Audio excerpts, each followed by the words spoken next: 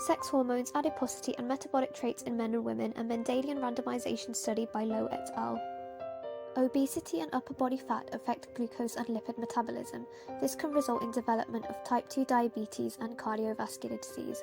Sex hormones help regulate fat distribution and metabolism, and hence are involved in these processes.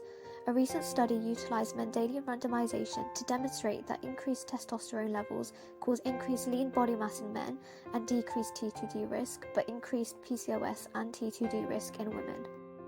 The aim of this study was to determine causal relationships between BioT in males and females and serum E2 in males with the traits listed in both directions. This was a bidirectional two-sample MR study using GWAS to investigate the relationships depicted. An inverse variance-weighted approach was applied during MR analyses, as well as additional sensitivity analyses. A statistically significant IVW result, alongside consistent findings in sensitivity analyses, was considered indicative of a causal effect.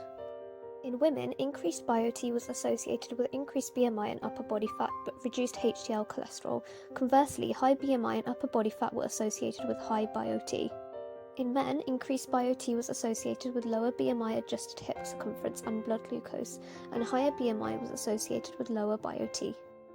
Also in men, higher BMI was associated with higher E2, but increased upper body fat and high triglycerides were associated with lower E2. So what do these findings mean for patient care? Well, as shown in the diagram, there are bidirectional relationships between sex hormones and adiposity and metabolic traits in both sexes. These relationships must be considered in the clinical management of such patients.